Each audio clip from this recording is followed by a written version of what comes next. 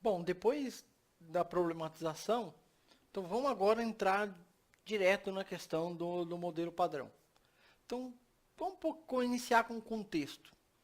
Na primeira metade do século XX, com a evolução dos modelos atômicos e com o desenvolvimento da mecânica quântica, o estudo das radiações nucleares e desenvolvimento e aprimoramento dos aceleradores de partículas, foi descoberto que o núcleo atômico possui mais do que prótons e nêutrons. Na verdade, várias partículas subatômicas menores que o átomo foram encontradas e muitas outras propostas. Com isso, desenvolveu-se uma teoria que pudesse relacionar as forças conhecidas e as diversas partículas que haviam sido encontradas. Então, lembra a analogia do quebra-cabeça, conforme você vai descobrindo várias peças, você tem a necessidade de relacionar essas peças. Tá? Então, a construção do modelo, né, é uma teoria que tenta explicar todas essas partículas, né, e as forças conhecidas. Né? Então, isso é vamos dizer assim, o que a gente pode dizer um modelo bem grosseiro no modelo padrão de partículas. Então, a definição mais precisa sobre esse modelo, né, que nada mais é do que uma teoria, que descreve as forças e as partículas fundamentais e constitui toda a matéria no universo. Né? Então, toda a matéria que a gente conhece, toda a matéria que é constituída, né, de prótons, nêutrons e elétrons, né, que é o modelo básico que a gente vê, né, e que constitui uma parte do universo.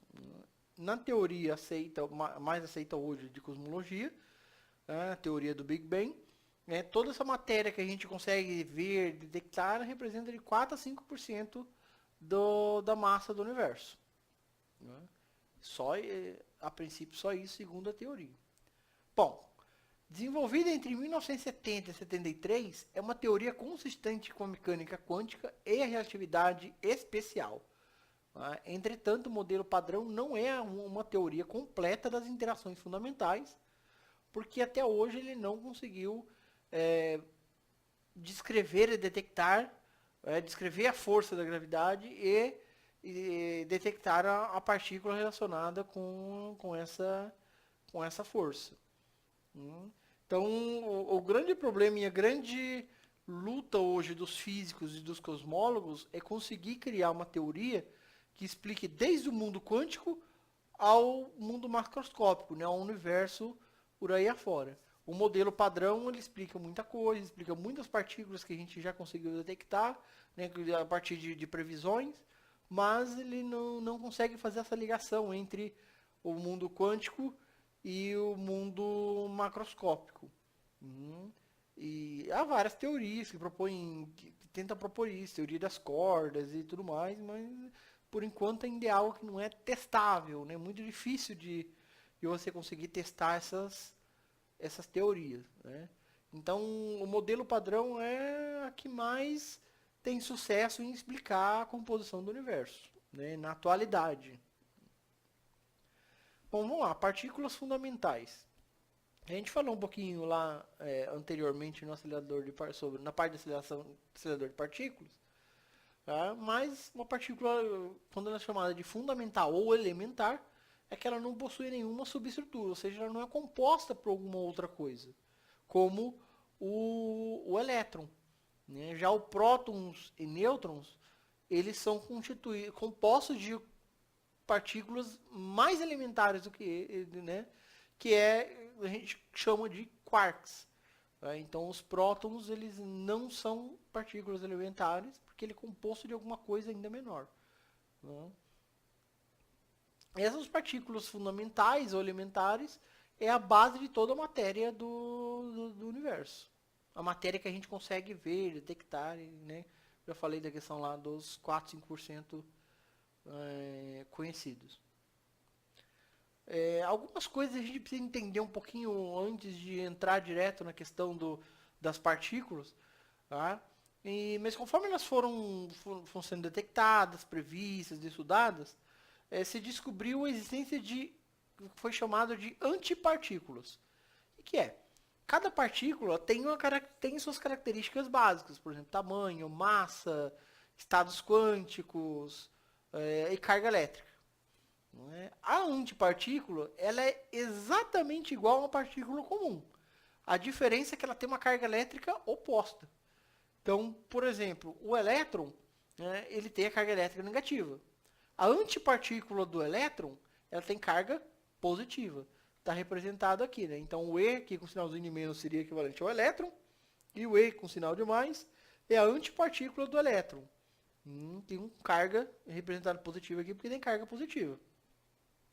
Em especial para o elétron, essa antipartícula recebe o nome de pósitron, né? Então, a antipartícula do elétron é chamada pósitron, tem carga positiva. É um elétron de carga positiva. O que acontece? Se uma partícula encontra sua antipartícula, elas vamos dizer assim, se autodestroem. Toda a sua massa é convertida em energia, né? Libera na forma de energia. Então, o desenho aqui, por exemplo, tem, né, o elétron aqui e a antipartícula dele, o pósitron. Mas aqui tem seria o átomo de hidrogênio, né? Um próton e um elétron. Então, o próton, né, é composto pelo antipróton, né, e o antielétron. Então, esse aqui seria o antihidrogênio. Se o antihidrogênio, vamos dizer assim, que ele encontrasse o hidrogênio, os dois se aniquilariam, liberando energia. Então, esse é o conceito de antipartícula. Então, vamos entender agora o que é o conceito de força fundamental. Uma força fundamental é um agente de interação entre as partículas e que não pode ser explicada por nenhuma outra força. Seria o equivalente da partícula fundamental, né? Ou seja, muitas forças que conhecemos ela pode ser descrita por meio de outros tipos de força. Em cada fenômeno físico observado, desde a colisão de galáxias até quarks agitando dentro de um próton, pode ser explicado por meio dessas interações fundamentais. Então, o modelo padrão de partícula tenta explicar as partículas fundamentais e as forças fundamentais. Então, existem 4 tipos de forças, ou muitos livros, no material, tais como interações. A gravidade, que ele não consegue, vamos dizer assim, explicar totalmente, nunca se detectou a partícula associada a ela. A eletromagnética, que a gente já conhece, e tem duas que normalmente não são muito conhecidas, que é a força nuclear fraca e a força nuclear forte. E assim, as suas magnitudes, ou seja, a sua intensidade, como ela se comporta, assim, varia bastante. Então tem uma tabelinha aqui que mostra bem essa interação entre as forças. Bom, então a força primeiro que a gente conhece. A gravidade, onde assim, comparado com as outras forças, a intensidade dela seria equivalente, por exemplo, a 10. Né?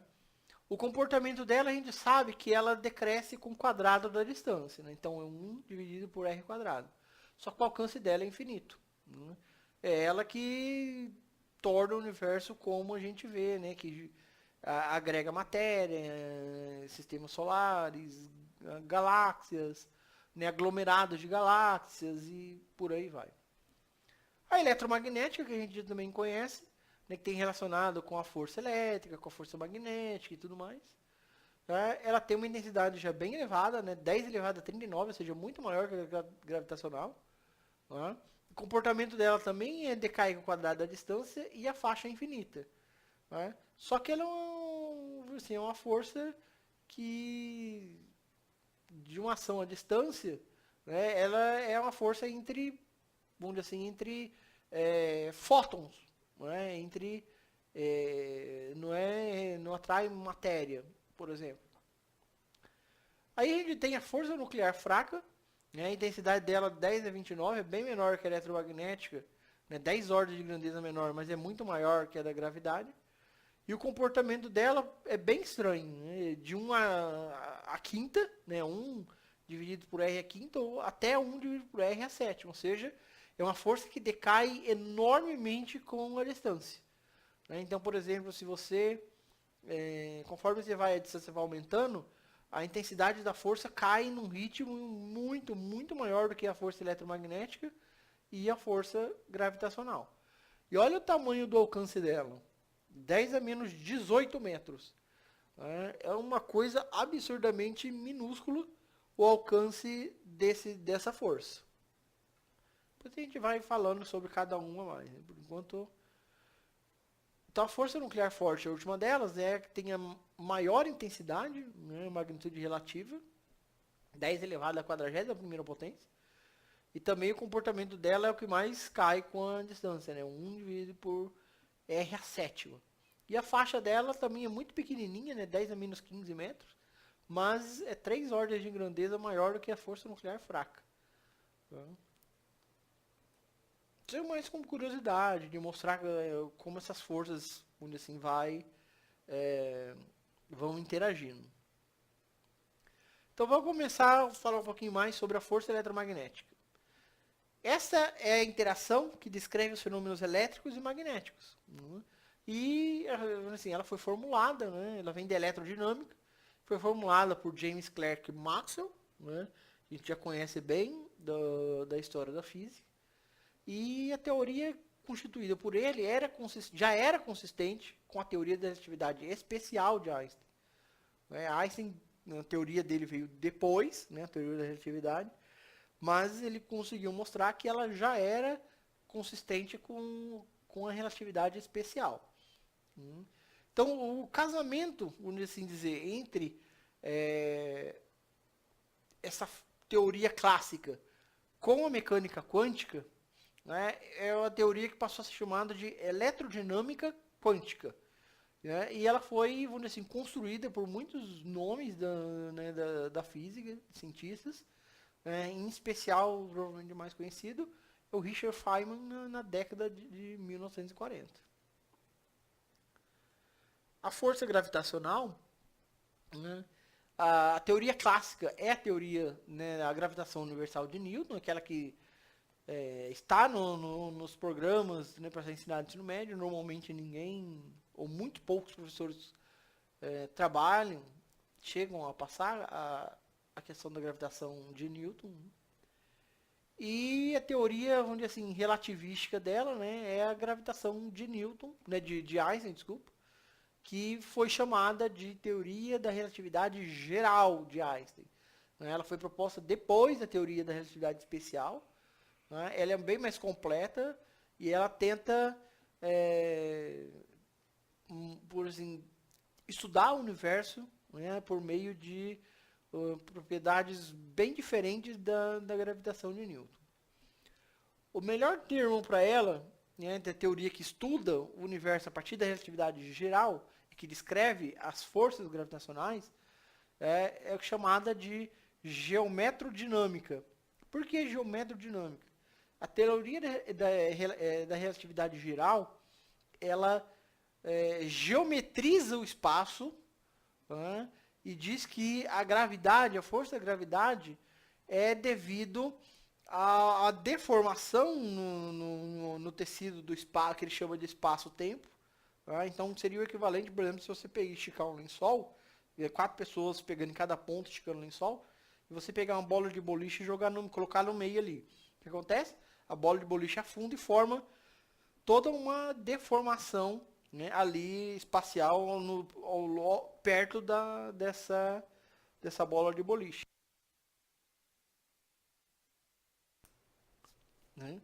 Então, essa geometrização, né, é o que descreve a força gravitacional na teoria da relatividade geral. Né? Só que para descrever os estágios iniciais da formação do universo, né, pelas teorias mais aceitas, científicas mais aceitas, seria necessário uma teoria quântica da gravitação. E isso é algo que ainda nem físicos, nem cosmólogos conseguiu desenvolver. Como eu disse, já existem ideias, o pessoal pensa, tem teorias, né, por exemplo, teoria das cordas, né, tem várias outras, mas que não são incrivelmente difíceis de ser testadas, provavelmente muitas nunca conseguirão ser testadas, por exemplo, para saber realmente se são verdadeiras ou não, ou que precisam de algum, por exemplo, um acelerador de partículas monstruosamente mais poderosos que o LHC, e já é o mais poderoso da atualidade que a gente tem, né? E foi o experimento científico mais caro na superfície da Terra, mais de 10 bilhões de dólares. Então imagine construir algo muito, muito, muito maior do que isso, com muito mais energia. É algo muito, muito complicado.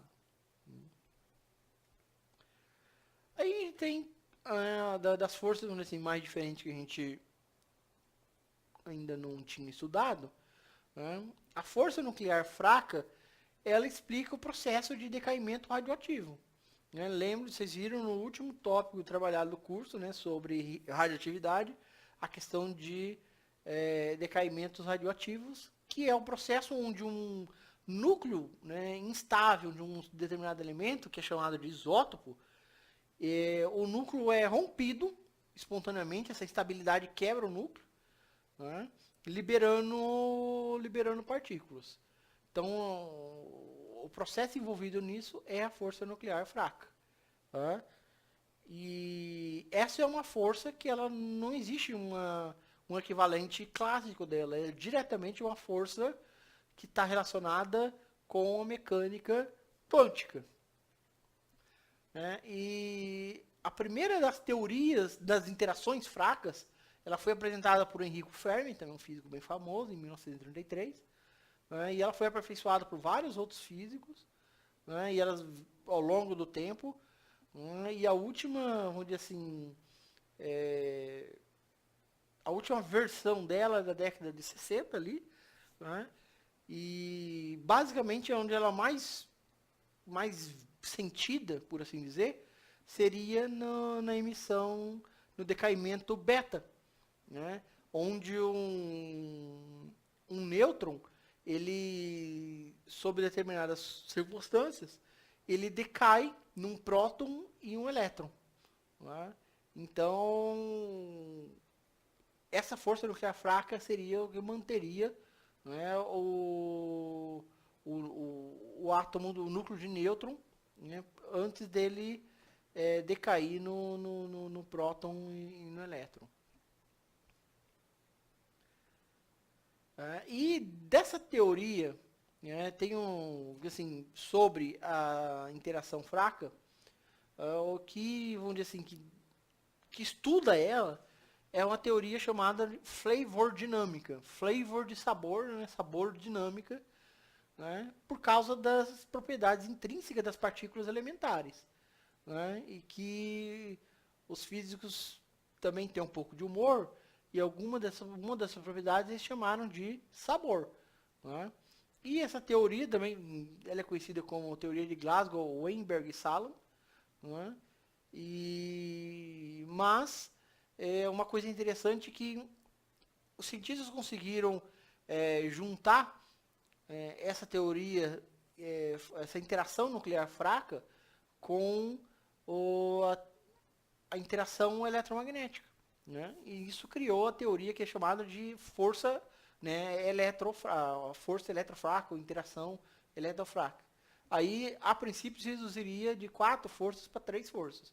Com uma delas, gravitacional, o sistema não consegue, a teoria não consegue explicar. Né? E já há indícios de que você pode juntar a força eletrofraca com a outra das forças, que é a nuclear, né, nuclear forte, e aí faria um negócio de menos forças no sistema, que cada uma sendo como se fosse uma condição diferente da mesma força. Então, a força nuclear forte. As forças fortes são aquelas responsáveis pelos fenômenos que ocorrem no interior do núcleo atômico. A estabilidade nuclear está associada à força forte.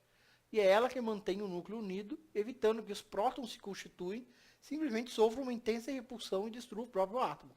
Lembra da problematização que eu mostrei do núcleo atômico, né, do átomo de carbono? Então, o que mantém um átomo unido é a força nuclear forte. Então, ela é uma força muito mais forte, muito mais poderosa que a força eletrostática de repulsão entre os prótons. Por isso que o átomo mantém unido e ele não simplesmente expulsa os prótons, né, dos átomos e, consequentemente, não existiria, né, formas de vida se isso acontecesse. Tá? Então, se a força forte não existisse, a matéria que forma o universo como tal também não existiria. Então, o universo seria algo completamente diferente, né? Provavelmente composto de vazio, né? O trabalho pioneiro sobre as forças fortes foi idealizado pelo físico japonês Uyu Kawa em 1934, mas até 1970 ainda não havia realmente uma teoria capaz de explicar os fenômenos nucleares, né, que é a questão de por que, que o núcleo se mantinha estável com os prótons lá. E então assim, a teoria que estuda a força nuclear forte, que compôs né, que construiu, é chamada de cromodinâmica quântica. E aí a gente entra na questão das partículas fundamentais. Então a gente acabou de ver a questão das forças fundamentais, agora nós vamos ver as partículas que estão relacionadas com aquelas forças fundamentais. Então essas partículas elas podem ser divididas, elas são agrupadas né, de acordo com as suas características e estados quânticos, né? Então a gente tem, vamos dizer assim, três grupos principais: os bósons, os quarks e os leptons, né? Então são três grupos de partículas que trabalham com as forças fundamentais, ok?